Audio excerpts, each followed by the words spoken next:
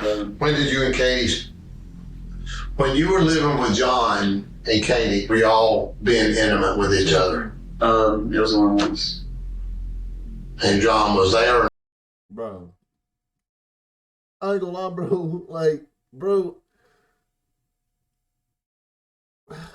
I'm lost for words. Why would you even put yourself in that situation as a husband? Bro, I ain't gonna lie. I know she just loved it. She was like, I can cook over here. I can cook over here. Matter of fact, let me stop. She's a victim at the end of the day. But the love triangle, John, that's not it. Not there. Yeah, it was like a threesome thing. I just said that. And how did that come about? I was drunk and he was drunk and it was her idea. Like after that, like. I'm sorry for pausing, but I literally just said that verbatim.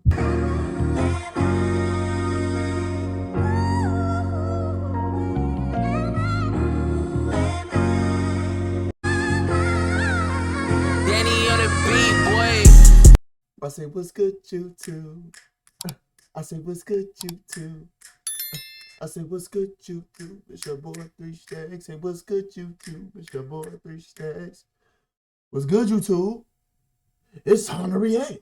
And today we have a video titled, How Police Captured a Killer Soldier 7 years later. Well, today this is gonna be a long video, but I'm not gonna do too much talking. You know, I'm gonna put my little 2 cents in there every now and then, but without further ado, let's get on this ride and let's get right into it. Out off of Southeast Main Street, there was a body that was found in the house, okay? We were able to say that it is Captain, okay? I'm so sorry for your loss, sir. This is 28-year-old John Blauvelt, learning that his missing wife was discovered in an abandoned house, brutally murdered, surrounded by satanic markings. However, John had a disturbing secret he couldn't tell the interviewer that day. Down. If I wipe her down. Using his military experience, he carried out a near-perfect murder that kept detectives one step behind for years. By the time investigators began to narrow in on him, John was already long gone, living in a new state, in a new house, running away with his 17-year-old girlfriend, and seemingly getting away for good. This defies any kind of logic that I have experienced in my 62 years on this earth. We know more than you think we do. What if I told you that your cell phone did ping somewhere other than where you say you were?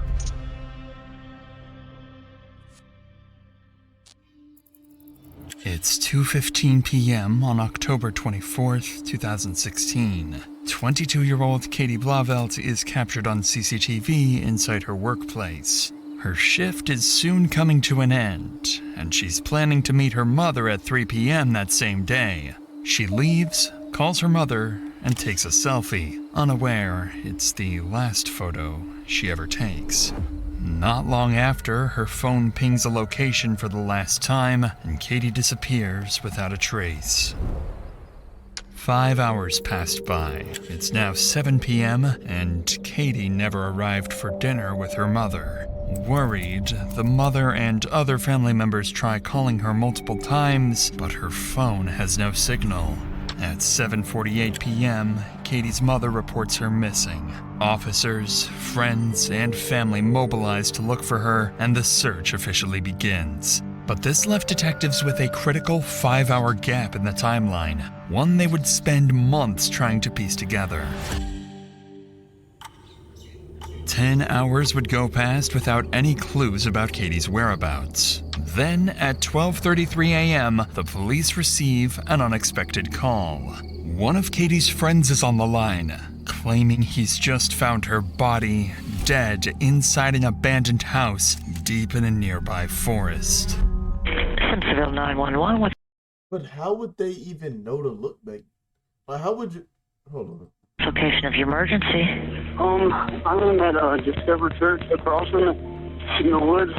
You're at Discover Church across from where? In the woods across from it. I was worried about my friend, Katie, and she went missing. She's been missing for a while now, and we came in this house that we used to all hang out in, and She's a man. She's no lie. Quickly, medics and police rush to the address of an abandoned house deep in the woods. Upon arriving at the scene, officers notice multiple graffiti markings, including apparent satanic symbols. Soon after, they identify the caller as Wayne Roper, a friend of Katie who leads them into the basement of the abandoned house. There, officers find a large concrete box sealed with plywood. When they remove the cover, they're met with a horrifying sight. Katie's body lies inside, with a knife pierced through her neck and 16 stab wounds across her body. The lack of struggle and the state of her clothing, with her shirt pulled up and her lower clothes missing, suggested a sexually motivated killing. All of these details point detectives straight to Wayne as their first potential suspect. But what they don't realize is that this is exactly what the killer wants them to think. Every detail of the scene has been arranged to send them chasing the wrong lead. Without realizing it, detectives have walked straight into the killer's setup. As the night went on, forensics revealed chilling details. Katie's body had been dragged to the basement, and her phone was found submerged in water to destroy it. Wayne is detained and brought in for questioning. At the moment, detectives believe they have their killer, and they're ready to push for a confession. Wayne, I'm sorry to keep you waiting, brother. Hey, buddy. What's your name, pal? Franklin Wayne Roper. I'm sorry? Franklin Wayne Roper.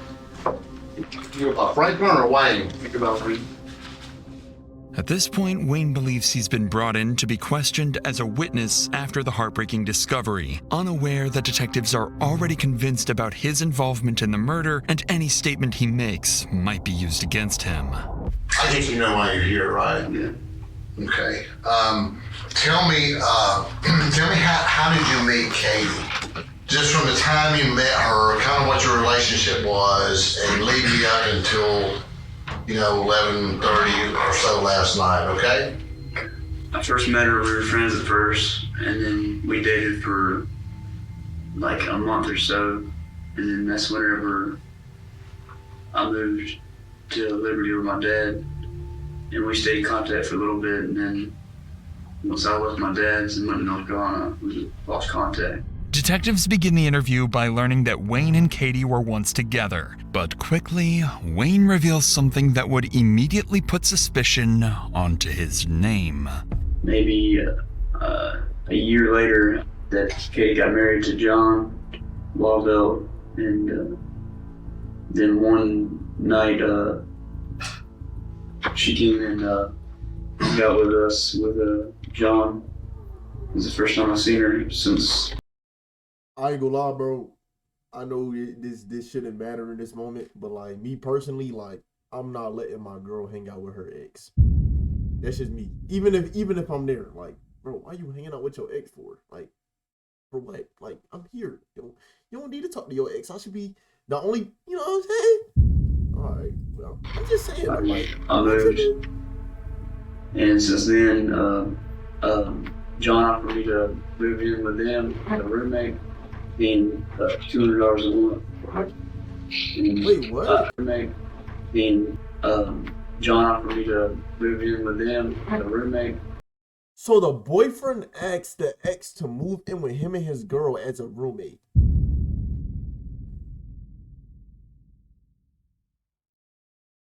Yeah, they was trying to have like a love triangle or something, cause they know way. Being $200 a month. And I took it up. It was a big deal. So you live with her and her husband? Literally. Yeah, it's weird. It was Very weird. When was this? Do you remember when this was? when I lived with them. It was before June this year. As Wayne explains that he once dated Katie and later lived with her and her husband, detectives gain another reason to suspect him: jealousy. And just as everything appears to be moving in the perfect direction for the real killer and his carefully constructed plan, Wayne makes a claim that complicates the investigation and may just be enough to ruin the killer's plan. Living there, everything like going okay, Then they started having arguments because of me, because she used to talk about me before, and she told me that he was jealous of me, and their argument started getting worse, and that was whenever he got drunk one night, and he cussed her out, and he had her in the bathroom.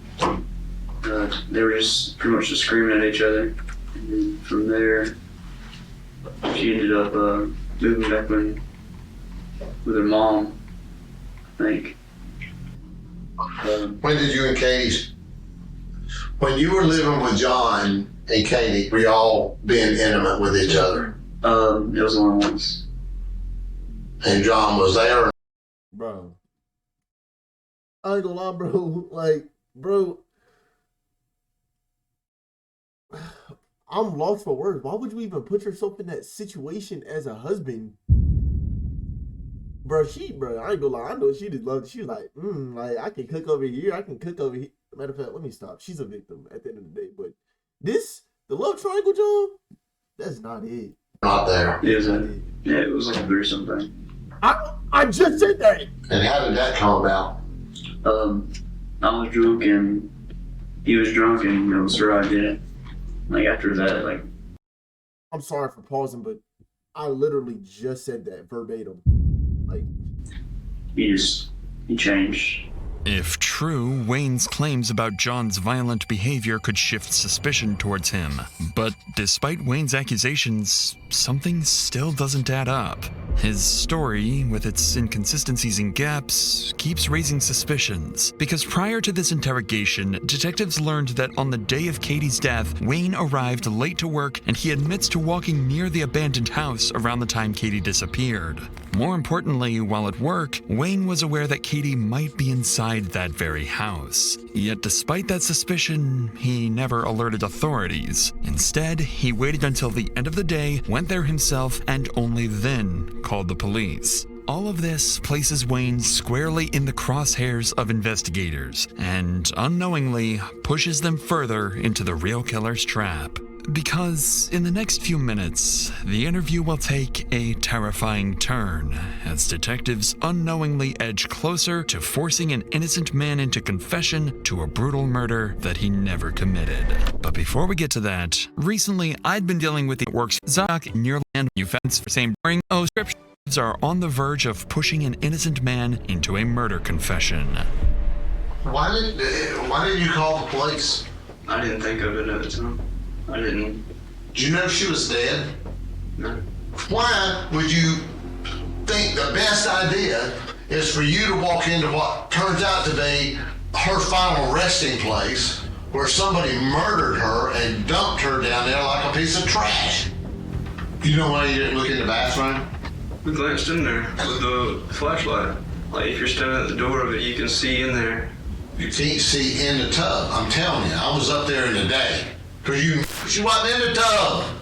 This defies any kind of logic that I have experienced in my 62 years on this earth. You look like you're going to pass out.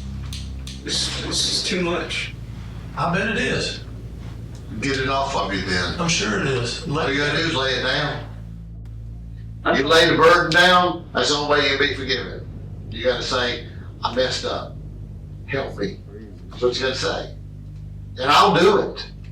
But I'm not gonna do it on credit. Detectives remained suspicious of Wayne, but with him sticking to his story and no hard evidence, they couldn't yet arrest him. Instead, they collected his DNA sample to compare with the DNA found underneath Katie's fingernails. But that's when, just a few hours after Wayne's interview, as police search the area around the abandoned house, they stumble upon Katie's car, only a few miles from the crime scene, left abandoned in a nearby parking lot. It looked as if she had left in a hurry, but the reason her car ended up there would remain one of the biggest mysteries for the following months. Up to this point, everything was going according to the killer's plan, one designed and carried out by Katie's own husband, John Blauvelt. But Wayne's comments about his jealousy pushed detectives to dig deeper. What they found was a restraining order filed months earlier after John had allegedly pulled a gun on Katie when she refused to give him her phone. For the first time, despite his efforts, officers were seriously beginning to suspect John.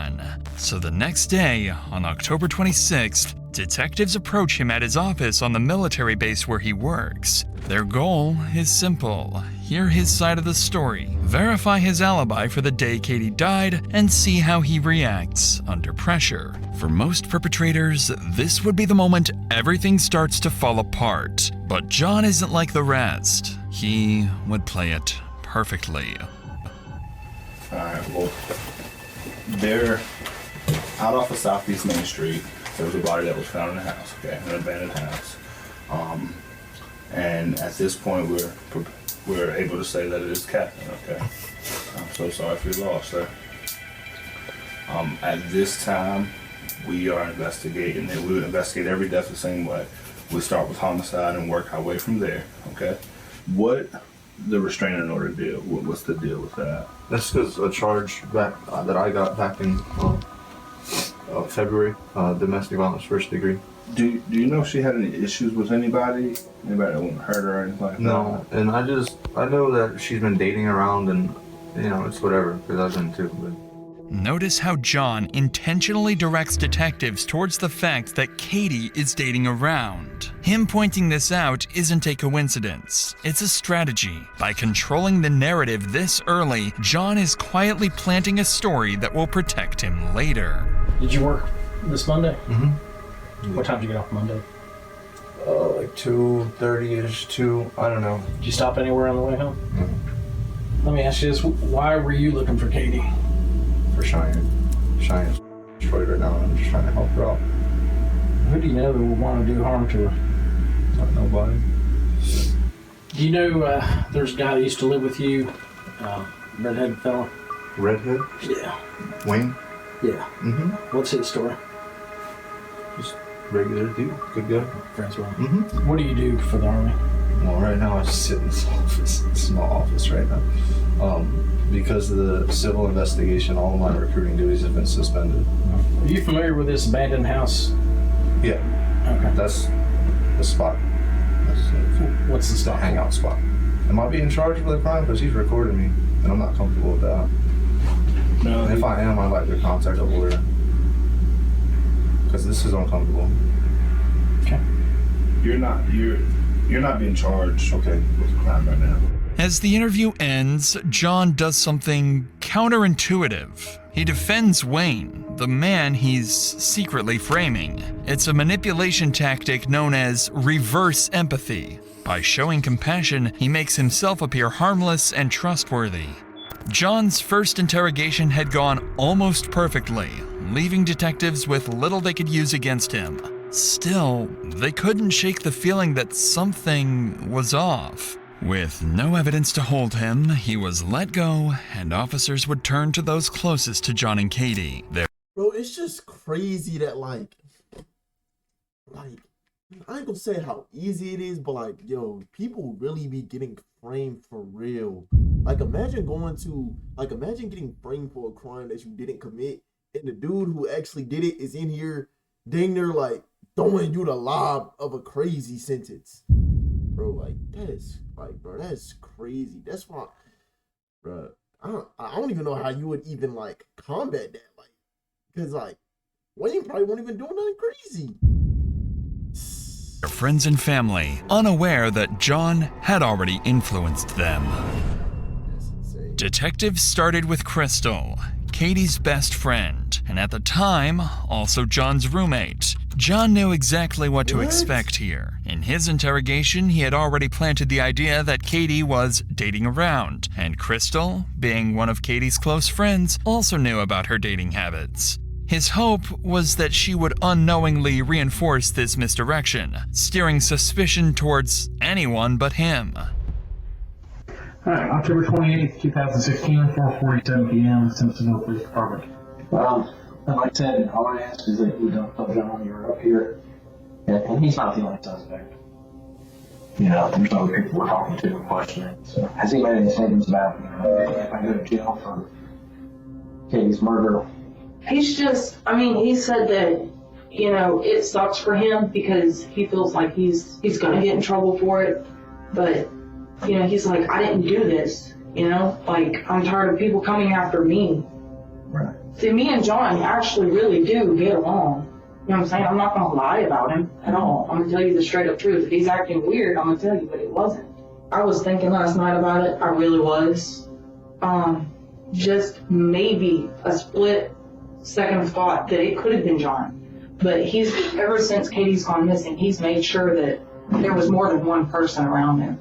At the time that Katie died at 8 o'clock at night, all three of us were sitting in the living room. I mean, from 5 o'clock when he came back home till me and my boyfriend left for work the next morning, he was there. Notice how Crystal mentions that John got home at 5 p.m. and stayed there the entire evening until morning. It's a detail that would later turn out to be part of John's manipulation. So, if you had to take a guess at who killed her, what would you say? I don't know because I heard a lot of things, and I know she had a Tinder, and I know that she was dating a lot of people. From, you know, Cheyenne telling me that she took a lot of people down in the house. I didn't even know the house existed. What were John's feelings or thoughts toward Katie to you? I mean, I know that he loved her. I know that he still does. I mean, he's mad because of what Katie is accusing. You know, he held the gun up to my head and stuff like that. And just by the way she was talking, I knew she was lying. Because that's what she did. Me and her used to get each other in trouble all the time in high school. That's what she would do. She would lie, you know? All right. I think we're done. Anything? Just as John hoped, Crystal's account added fuel to the idea he had planted. By emphasizing Katie's dating life, she unknowingly fed into John's narrative, suggesting the threat may have come from someone she was seeing, maybe even Wayne. Next came Catherine, John's ex-wife and the mother of his child. He had already made sure she wouldn't say too much. Fear, and their shared child, would be enough to keep her quiet. This is Investigator Hawkins. Hey, how are you? Nice to meet you. With you being married to him for 7 years, with the drinking, greed, and sober, has there been any violence between the two of you? Okay. I mean, I'm not here to go and arrest him for something that happened, you know, 10 years ago or anything like that. But I just don't want to go into anything that had to do with us, because that doesn't have anything to do with what happened between him and Katie. I mean, it's not. It literally does, though. like, what are we talking about? Like, I promise you, like, it literally does. Like, bro, if he was violent with you, or he's done something where he puts your life in danger out of anger, then that definitely has something to do with him and Katie. Like, what are we talking about? Like, okay, I understand you love him. That's the father of your child, and you probably don't want him to go to jail. But look, the situation is way bigger than this. Like, come on, man. Like, bro, that is very relevant. Not that you're incriminating yourself. He's a good guy. I mean, I'm alive. Bad joke, but I would assume I wouldn't be if he was that crazy. Well, you never know. Only takes one time for somebody to snap. But he's never snapped with me for some reason. Plus, you two have a kid together, so. Yeah, there's that. Maybe but that has something to do with it. Mm-hmm. All right, I'll give you a business card with my phone number on there. Okay. All right, thanks very much for coming up here. I appreciate it. She probably Catherine's silence kept John safe for now, but the final interview with Katie's niece, Cheyenne, would not go according to John's plan. Unlike Crystal or Catherine, she wouldn't protect him. Instead, she would point suspicion directly at John and reveal a motive that would tie everything together. For the first time, his carefully built plan would start to fall apart. Alrighty. Your name is Cheyenne Paxton, is that correct? Yes, sir. Okay. It is Thursday, October 27th at 8:52 a.m. Simpsonville Police Department. This is in reference to the homicide investigation of Caitlin Blauvelt. Have you ever seen John get violent towards Katie? I've never seen him put his hands on. I've seen them argue. Would Katie have gone over to his house on her own? Within the last 3 weeks to a month, like I know. So if he says he hasn't seen her since July, that's a lie. July. Yeah, no. He's seen her. I know that John is really angry at Katie for a lot of things. Tell me what he's mad about her for. He feels like that it's her fault. That their relationship went bad. And that everything kind of went bad for a little while. He feels like it's her fault that he's losing his job. And that he got in any trouble. And he just blames it all on her, Mm-hmm. And I don't know if this matters or not, but I know he has like a $150,000 life insurance policy on her too. All right. I appreciate you coming in. I know it's not easy. Wow. Especially when somebody close to you, but it's important. A lot of this information you gave us, good information that we need. So. Cheyenne's interview gave detectives their first real motive pointing to John, but motive wasn't enough. They needed evidence. They have a few leads, but they have no defined person of interest just yet. As the investigation dragged on, the detectives' frustration began to grow. John had covered himself so carefully that they couldn't even get a judge to approve a DNA warrant. Without it, they had nothing that could tie him directly to Katie's final moments. It's now been 4 days since Katie was killed, and detectives didn't have any solid evidence. They knew John was smart, but so were they. Out of options and patience, they began planning something different. They began forming a new, risky, and very unconventional plan. In just 2 days, they would set a trap for John. A trap at Katie's own funeral. In the days leading up to the funeral, detectives stayed ready. While they waited, Katie's family mourned and tried to make sense of what happened. 22-year-old Katie had spent the past year working at PetSmart, surrounded by animals she was saving and taking care of. She was easygoing and warm, quick to make friends, and close with her family. But her peaceful life from just days earlier would make what was about to come only more unsettling. As the day of the funeral came, detectives entered the funeral home early, working quietly before guests began to arrive. They positioned hidden cameras around the room and secretly wired the space for sound. Everything inside the funeral home looked normal, but in reality, detectives controlled every detail. They'd placed cups of water and other drinks where guests could easily reach them. The plan was simple. Get John to drink from one of the cups, catch it on video, collect his DNA from the cup, and compare it to the DNA found on Katie's body. On October 30th, the day of the funeral, detectives set their plan into motion. But what their cameras are about to capture goes far beyond anything they expect.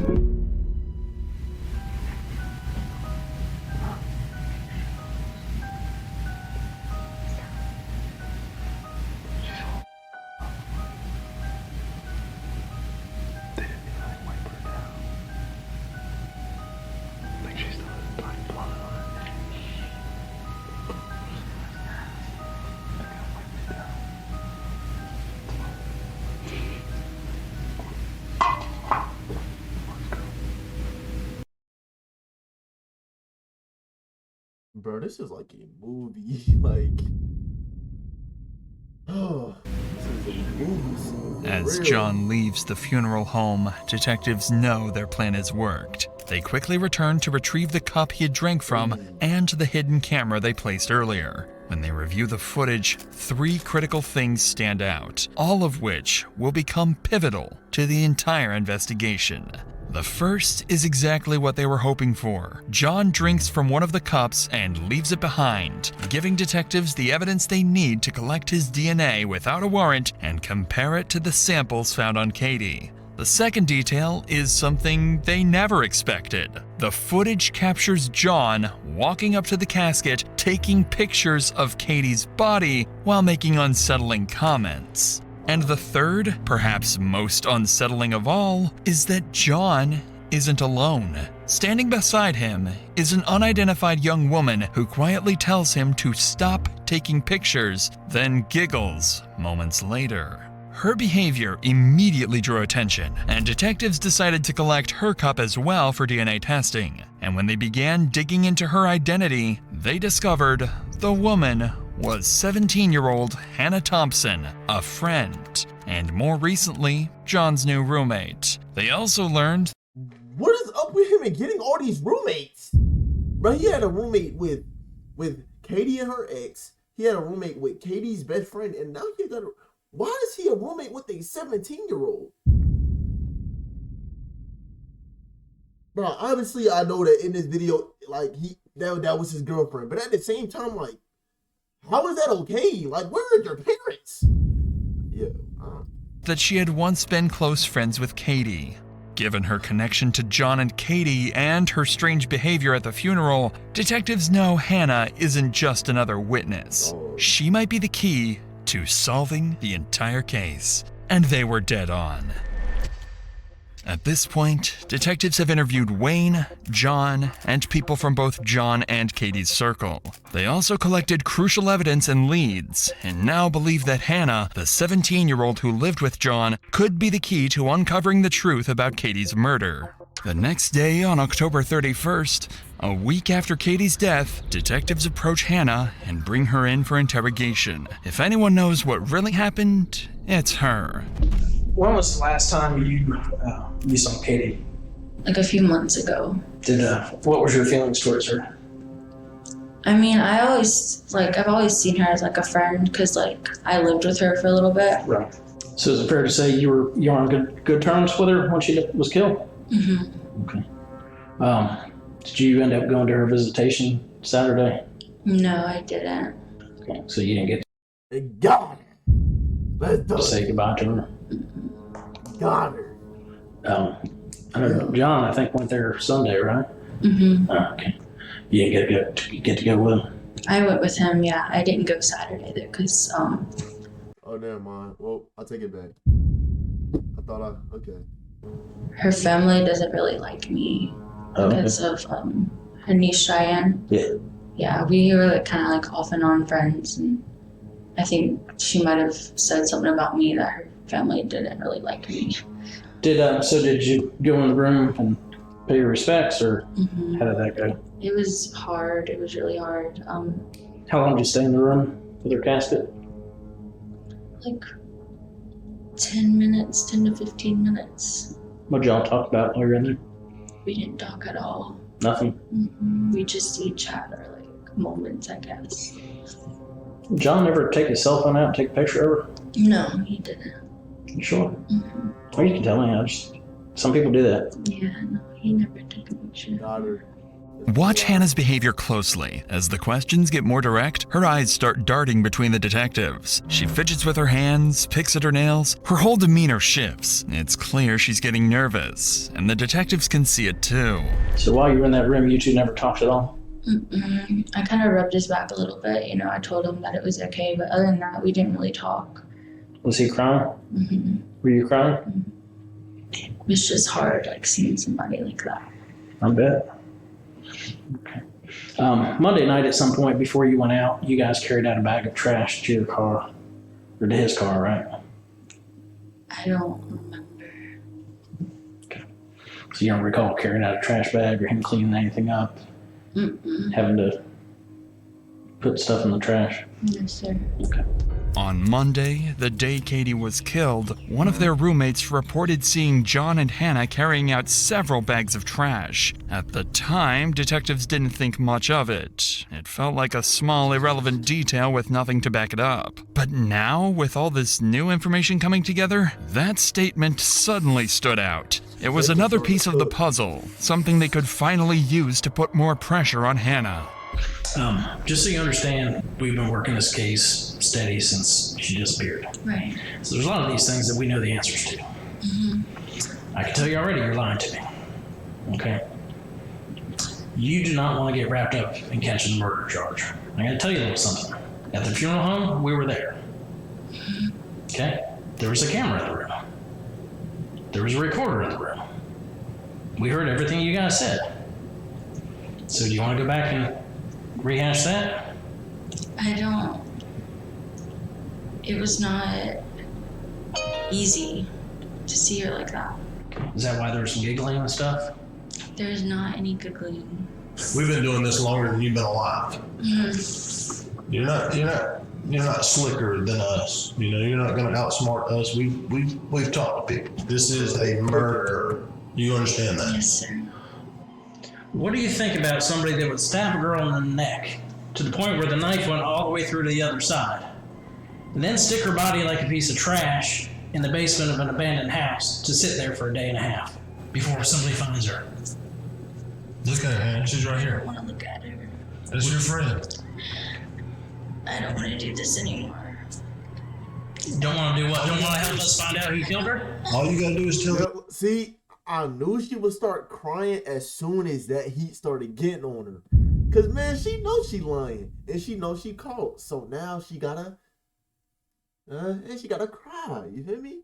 She gotta cry. Truth. It would be so easy. Can I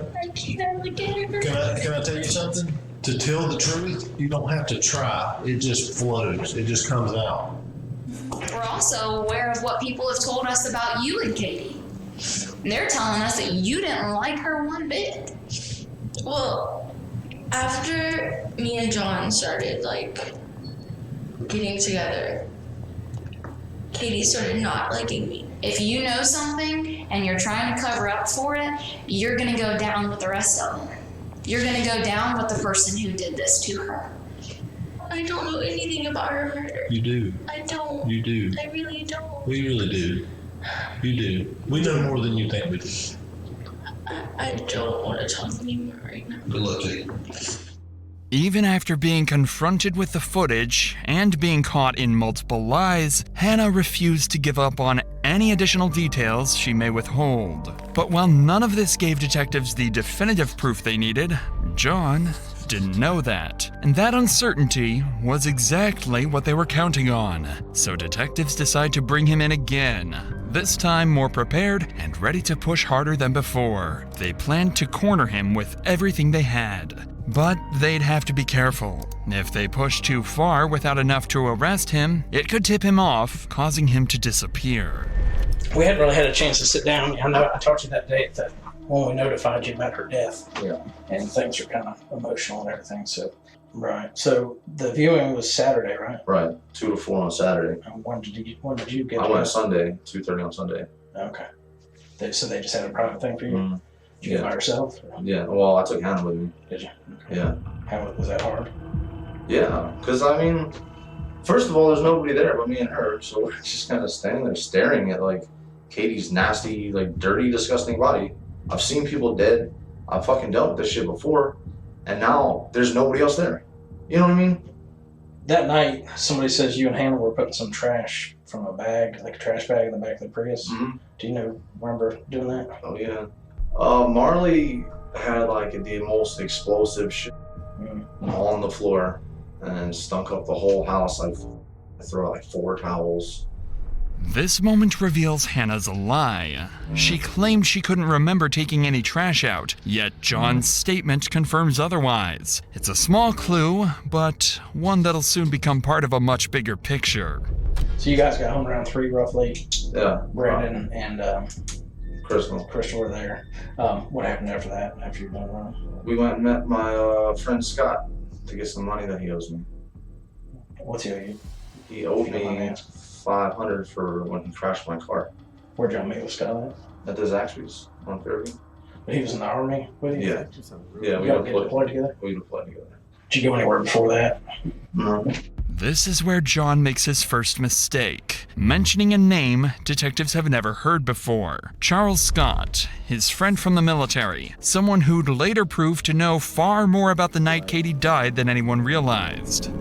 I don't know how much you know about cell phones and stuff like that, but as you go around, your cell phone's constantly searching for signals and stuff like that. Right. So with that said, is there anything going back to last Monday, is there anything that you've told me that your cell phone records would say otherwise? I don't believe so. What if I told you that your cell phone did ping somewhere other than where you say you were? Then I'd also say that her cell phone pinged in West Virginia. Yeah, that ended up being a AT&T mishap. They plugged in the wrong phone number. Yeah, I don't know. Okay. What if I told you that Charles Scott's phone number pinged in the same area that yours did and not around Zaxby's? When? Monday night. He's got freedom of moving on him. We can call him. We can ask him. Okay. So the night, this Monday night that we were talking about, around 6:15, sometime around that time frame, can you think of any reason your phone would show that you were in that area of Augusta Road and Whitehorse Road? No. Is there any reason you and Charles were talking a lot that evening? Yeah, because that's the night that he was here. That's the night he was available. I'm not looking to offend you, but it's questions that we need to get answered and cleared up. Okay. Did Katie have any kind of life insurance policy? Through the military, yeah. She's automatically enrolled. Okay. Same as my daughter. Would you be willing to take a polygraph so we can go ahead and do that with you and eliminate you and start looking elsewhere? I have to talk to my lawyer about that first. Okay. See what he says, because I don't know about that at all. As the interview ends, detectives have their first real connection between John and Charles.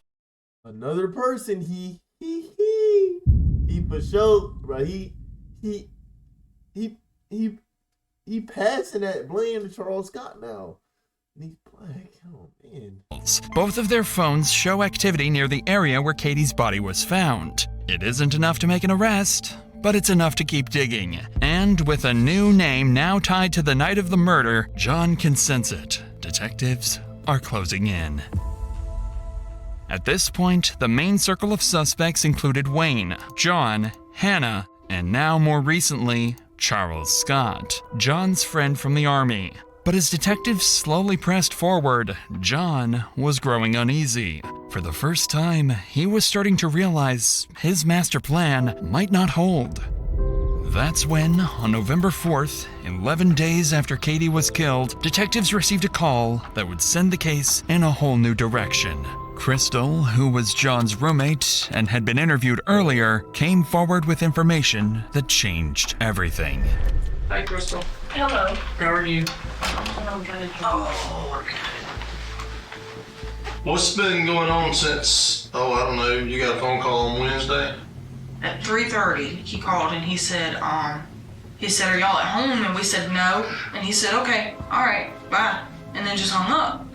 Well, me and Brandon got home about 6:15, 6:30, and we seen that in our room we have, like I said, the Halloween lights just going across the ceiling. The attic is right where that light is at, and I had the lights going across the attic. Well, when we come back, they were just torn down. We haven't even touched them. They were just ripped out from the attic, and once we figured out he was gone, we went searching through the house, making sure all the windows were locked and covered, and because I've never been in a house alone like that, except for my apartment. But he was gone, you know, and we couldn't call him because the cops have his phone. I said, Brandon, we need to go back outside and call the Simpsonville Detective Warlock.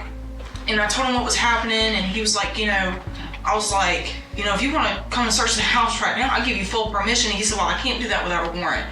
And he was like, and I was like, well, there's no way that somebody can come out here and like search the house or anything like that. And he said, no. He said, your best bet is to go stay the night somewhere else. He was like, because you're possibly living with a murderer. John was gone. His disappearance also meant he abandoned his military service, officially classifying him as a deserter. However, as investigators would soon learn, he wasn't alone.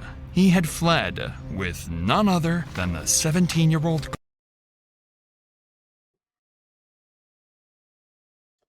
Bro, he got a lot of titles, bro. He Magic Johnson, he a creep because, you know what I'm saying, he has relations with a 17-year-old girl. And he's also a killer.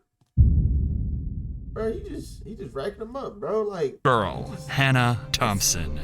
And his officers across the state searched every highway, every motel, every possible route out of South Carolina with no sign of either of them. It became clear this wasn't just an investigation anymore. This was a manhunt. In the days that followed, leads were few. The pair had vanished completely off the grid. A 28-year-old former Army sergeant and a 17-year-old teenager, gone without a trace. Then, on November 19th, 26 days after Katie's death, a small breakthrough happened. John's red Yukon was captured on CCTV near Las Cruces, New Mexico, about 1,600 miles from Simpsonville, South Carolina, where he disappeared.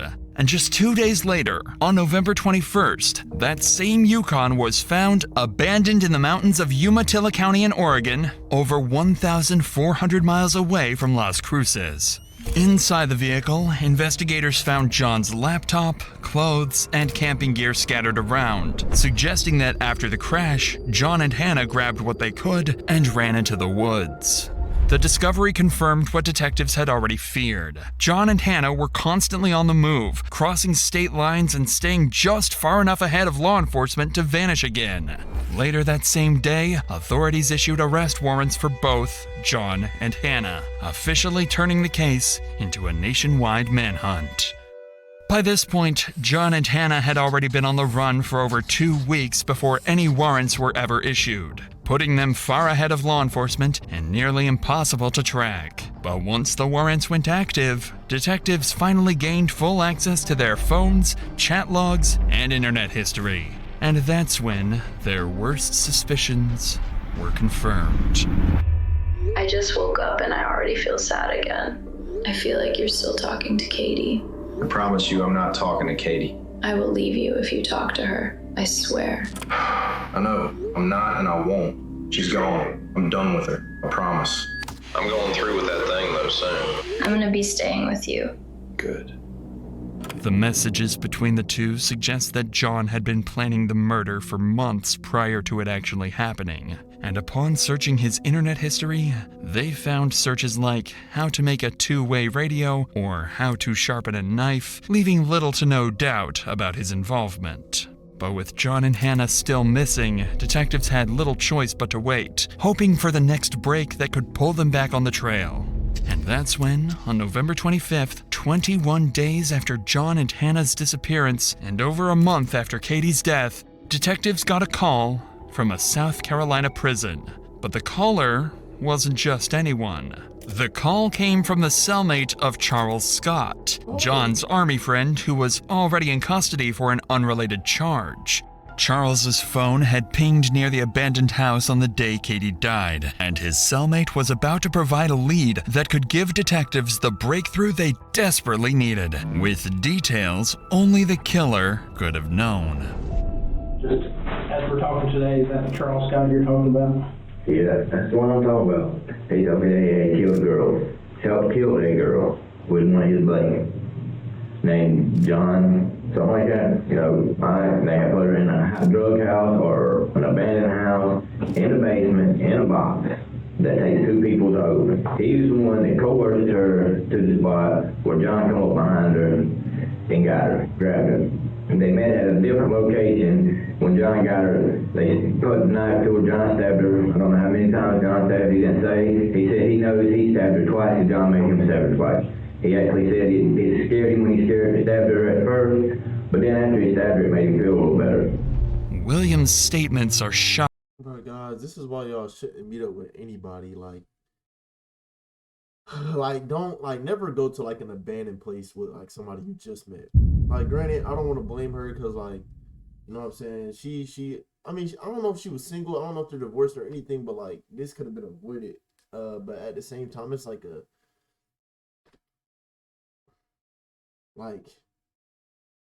that's crazy. Always have your guard up, bro. Especially you women. There's some weird dudes out here that are really do stuff like this or really take advantage of you. Bro, keep your guard up. Please. His account of what happened closely mirrors the possible events of the night Katie died, and what he says next only grows more disturbing.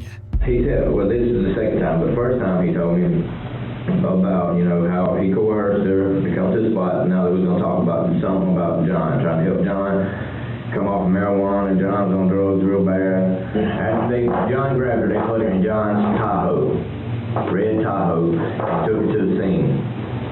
So where did they say where they actually killed her at? In the back of the Tahoe, on the tarp. I said, look, be honest with me. I said, have they took your DNA? He said, no. I said, well, that's a good thing. I said, your DNA at the crime scene. He said, they hadn't took my DNA, it's not going to be there. All right. If you don't have anything else, Mark, we're going to go ahead and conclude the interview at 11:02 a.m. Mark's statements put serious allegations on Charles. It wouldn't be anything special, as false accusations like this happen when inmates try to get a deal with officers or get their sentence lowered. But in this instance, too many details added up. Details only the killer or someone heavily involved could have known. One of those was his claim that Charles had lured Katie to a location near the abandoned house. For detectives, this suddenly made sense of why her car had been discovered just a few miles away, abandoned without a struggle. Charles also allegedly told his bunkmate that he and John wrapped Katie in a tarp to move her into the basement. This matched forensics, which had already indicated she'd been moved after death. Now detectives have a chilling theory of how that happened. It was now a very big chance for the detectives to possibly catch one of Katie's killers, a chance they couldn't afford to waste. So without hesitation, they brought Charles in, hoping for the biggest breakthrough in the case yet. But detectives knew getting Charles to talk wouldn't be easy. They didn't have enough evidence to pin him down, and they needed something, anything, that could make him slip. So they decided to take an insane risk. They came up with a plan to push him over the edge. They would bluff, pretending that John had already been arrested and was ready to testify against him. If Charles believed it, the pressure might finally make him talk. But if he didn't, detectives would lose their best chance to get the truth. All right, Charles. Please take the polygraph test. Let's get away from the polygraph, okay? Because you've been saying that ever since I read the warrant to you, okay? Because it's not looking good for you, okay? I have absolutely nothing to do with that girl's murder. God, please take a polygraph test. God, please take Let me tell you that John was arrested in New Jersey. Okay? And he sang like a bird to those investigators. I don't care what he told you. Well, you should. I was not there. Investigator Manley told you that John was arrested earlier. Okay. And he's talking. What do you think he's saying? I don't know what he's saying. I don't know, but I know I never seen that girl a day of my life.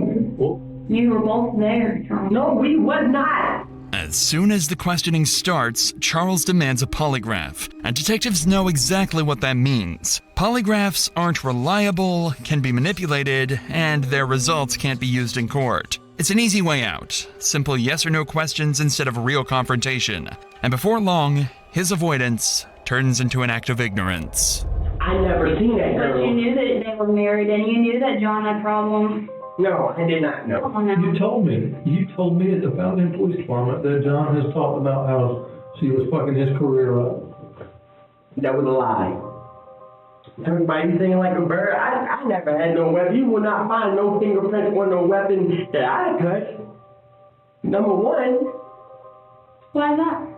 Because I wasn't there. I didn't touch no weapon. I never had no weapon. But he said, I'll never find fingerprints on a weapon that... I never had no gun.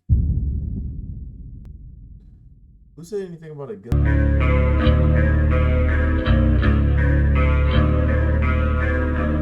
You touched. Yeah. I guarantee that. Have you ever told anybody that you're involved in this murder? Do I look stupid? Do I look like I would just go inside of a fucking jail to some guy I don't know and say, hey man, I murdered some girl? You know what it looks like? It looks like you were remorseful for your actions. Well, let me ask you this. Where's the phone that you had that you communicated with Katie on? Who's Kate? The girl that died? Yeah. I never communicated with her. Where's the phone? What phone? The phone that was used to communicate with the girl the day that she was murdered. Only phone that I had was the one you confiscated and the one in Miss Christie's house. Even after the detectives bluff and revealed the testimony his previous cellmate made about Charles' involvement in the crime, he denied everything. Still, detectives couldn't ignore the phone data placing him near the house or the chilling details from his bunkmate. With no confession, all they could do was wait. Charles's DNA was now added to the samples already being tested against the evidence found beneath Katie's fingernails. And when those results came back, they would finally reveal who was truly involved. Over 2 weeks have now passed since the last lead on the case. With false leads and missing crucial timelines, it was becoming more and more possible that the real killers of Katie would never be found. Until the detectives got a call from Hannah's parents, with information that could soon result in solving the whole case.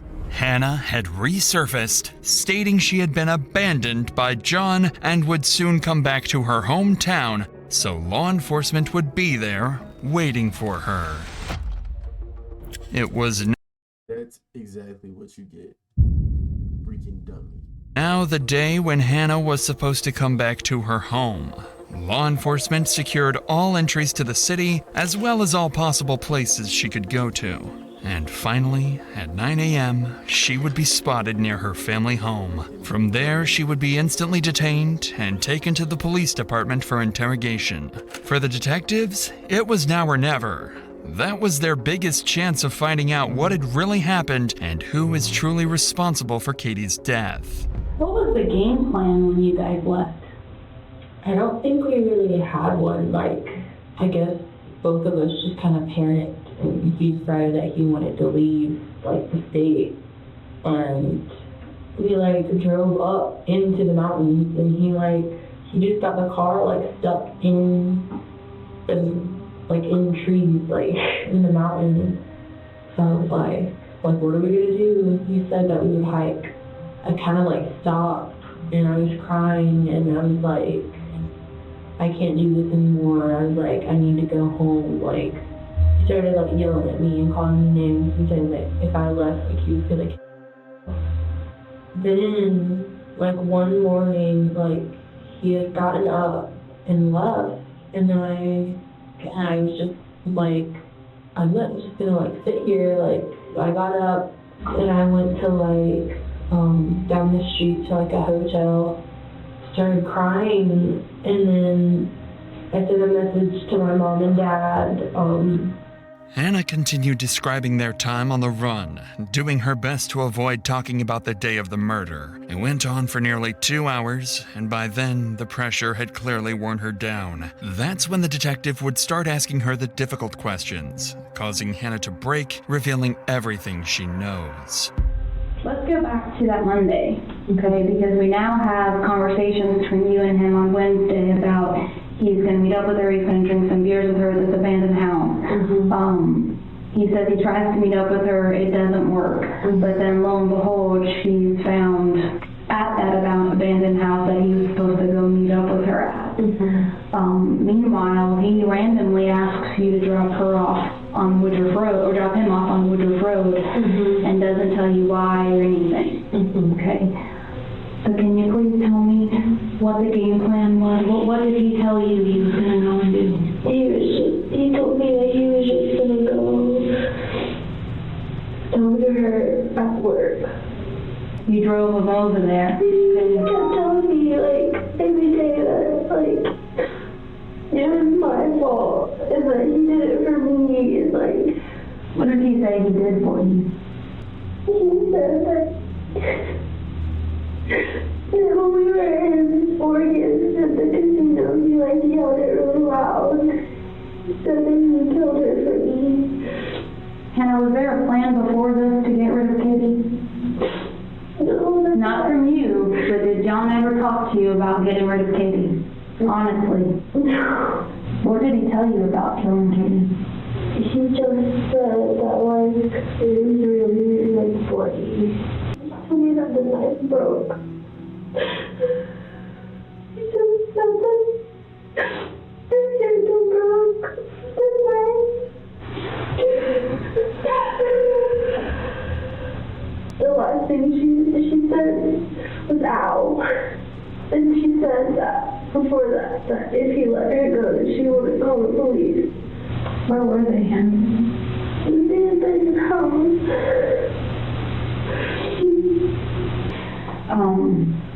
And you don't know exactly where he could be or what he said, right? Okay. Hannah, did you have anything to do with killing Katie? And the reason why I ask you this is because We're still hunting for John. Okay. And as much as you think John cared about you, from an outsider's perspective, not knowing you, not being your mom, he doesn't. Unfortunately, Hannah's statements proved far less helpful in finding John than the detectives initially hoped for. Although she stated that John confessed to killing Katie and provided some new insights, she didn't know much about Charles's involvement. And while she could be arrested, detectives decided she might prove more useful free. After all, they now had her back in the city and under close watch, which seemed like a small success. What they didn't realize, however, was that this was all part of John's plan. Planting Hannah back in the city to infiltrate the case and feed him exactly what detectives knew, keeping him one step ahead for years to come. So you're telling, bro, who is this guy? Who is this guy? Like, bro, he really on that. Like, hey, dog, you got it, bro, Black. But it don't matter, because at the end, you still got caught. But still, gang, you had a win. Almost 3 months had passed since Katie's body was found in the basement of the abandoned house, and the killer was still out there. But on that particular day, the long-awaited DNA results finally came back. And the results of DNA found under Katie's fingernails pointed to no one else but John himself. With the DNA matching to John, Wayne was cleared. But detectives still believed Hannah or Charles might have helped, or at least knew far more than they admitted. Detectives already knew that John was only using cash and most likely a fake ID. So all they could do at the moment was wait for John to make a critical mistake that would allow them to catch him. But John was careful. Very careful. It had been over 7 months since Katie's murder and 6 months since John went on the run, when on May 21st, 2017, investigators received tips and possible sightings of John in Washington, over 2,700 miles from South Carolina, where Katie was found dead, and over 300 miles away from where his red Yukon was found abandoned. Acting on these leads, they canvassed local businesses and retrieved CCTV footage from a parking lot in Washington where John was captured on camera. Unfortunately, despite getting close, John managed to slip away, vanishing off under the radar once again. For the next year, the investigation hit a standstill. It wasn't until September 6th, 2018, almost 2 years since Katie's death, when Hannah finally revealed that John had given her his journal and tools to hide, a crucial piece of evidence that would shift the case in a new direction. The journal became a pivotal piece of evidence, revealing John's state of mind and his premeditated intentions. It confirms that I could tell you, I ever miss you, I love you so much, no matter what they say, I'm sorry I got you involved, I was being selfish, I know if I told you the truth. You wouldn't have done anything. Hopefully I kept you safe. That wasn't Scott's car, babe. I'm so sorry. I love you. That was really selfish. Yo, this dude's a weirdo. John's actions were driven by a deep desire to be with Hannah and his willingness to kill Katie to make that happen. During her interview, Hannah admitted she had been John's girlfriend and that she had been in constant contact with him before Katie's death. She also confessed that she had hidden John's journal, which contained disturbing entries about his obsessive thoughts and plans to escape with Hannah. This was the last significant breakthrough in the case for years. With no new leads, the investigation stalled. Detectives spent the next few years chasing down small tips and piecing together fragments of information, but nothing substantial came of it. The case gradually faded from public attention. Then, in 2022, 6 years after Katie's death, everything is about to change. After over 6 years of dead ends, U.S. Marshals and local law enforcement tracked John down in Oregon. He had erased his past, now living under the alias Ben Klein. Under his new identity, he had started a fresh life, marrying a new woman and leaving his past behind. The arrest felt surreal. John, who had spent so long evading capture, was now cornered. After years of hiding in plain sight, the truth had finally caught up with him, and the case was nearing its resolution. However, the mystery of how Katie was lured to the abandoned house remains unsolved to this day. Her phone was recovered damaged, limiting investigators' ability to access message content and app-based communications. And while rumors suggested Charles Scott might have had contact with her, this was never confirmed. With no physical or forensic evidence tying him to the crime, he was ultimately ruled out as a suspect and never sentenced. In 2022, during an interview after John's arrest, Hannah revealed for the first time that she and John had been in regular contact throughout the years he was on the run, continuing to text and communicate, even after Dang, put her in jail too. Like, cause bro, I don't care if you love him, I'm gonna give her benefit of the doubt because you were groomed, because you were a child, and but she needs to go to jail. I don't care. she had returned to South Carolina. This new revelation shed light on her role in helping John evade capture. Finally, on September 20th, 2024, John Blauvelt was convicted of Katie's murder and sentenced to life in prison without parole. Hannah Thompson was charged with obstruction of justice and accessory after the fact, receiving a sentence of 10 years. That's it. Whatever. But I ain't gonna lie, bro, that was crazy. Like, oh my gosh. That was a good one, guys. I hope y'all enjoyed it. But man, that's a lot. Bro, man, I might have lost for words. I think I said enough, but it's your boy 3 Station on Keep It 3000. Thank y'all for watching the video. Thank y'all for staying to the end. Make sure y'all like, share, and subscribe. I love y'all. God bless. On to the next one. Peace. I got big packs coming on the way. I got big stacks coming out to save. I got Lil Max with me, he the wave. It's a big gap between us in the game. In the next life, I'm trying to stay paid. When I die, put my money in